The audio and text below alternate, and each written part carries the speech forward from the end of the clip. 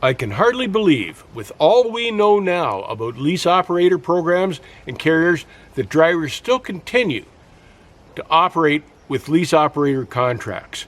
It's beyond belief. So we're going to go through it again, because now with this freight shortage, even more carriers are trying to lease their trucks to get out of the hole, and even more drivers are leasing trucks.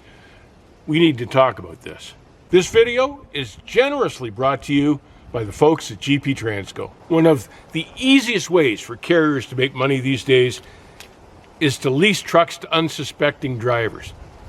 The freight's cheap, and it's not easy to find good paying loads anymore, but it is easy to make money off lease operators for carriers. And all sorts of carriers are now moving the occasional load, but they're more in the leasing business than the trucking business. And it's beautiful for the carrier, because all the costs can be passed on to the lease operator.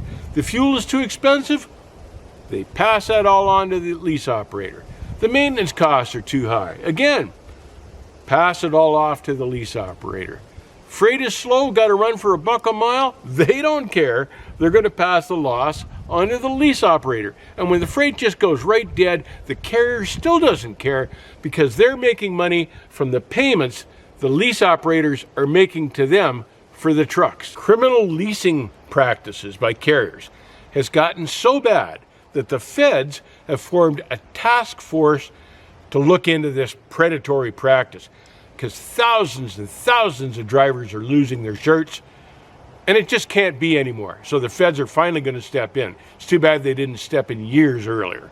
But at the end of the day, why would you gamble on leasing a truck and maybe hoping it all works out, when you could have a guaranteed job as a company driver? You could work for Walmart and make over $100,000 a year. You could work at the till at Walmart and still be guaranteed a paycheck. But with leasing, you just don't know whether you're going to be under or over or in the red or in the black every week. This is a failed business model, because the supposed business owner, the lease operator, doesn't control any of the factors of the business.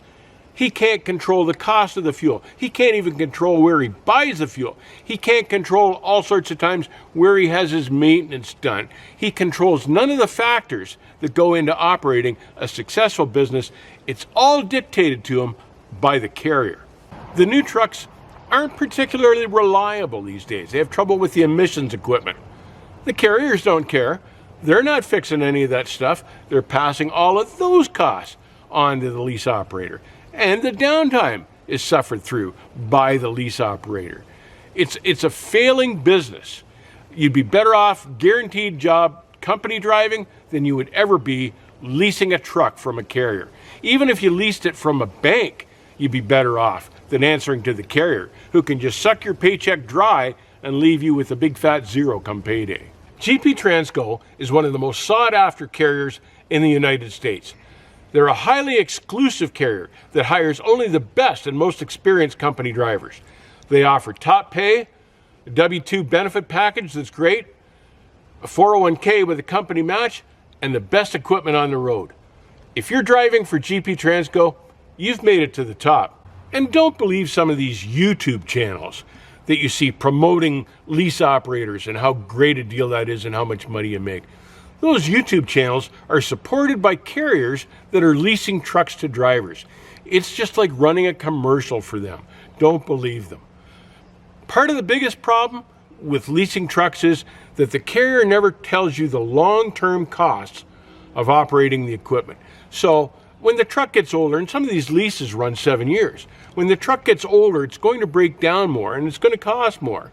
Your truck payments are still high, but suddenly you're laying out even more and more in maintenance and tires and stuff like that. And that's usually what takes lease operators down. And then compound that in with the fact that right now, the freight is so slow you can hardly move, and that's the end of them. I've been in this industry 50 years, and I have never seen once a lease operator successfully complete his lease program and come out in the good, owning the truck free and clear. They always go broke. I've seen thousands of guys that have gone broke, including a few friends of mine. Stay safe, Keep the rubber side down. Trucking has always been a gamble, but you don't want to gamble with your financial future. And that's what lease operators do. It's not a smart way to go. You want a guaranteed paycheck every week, not a maybe deal. I'll see you on the back haul.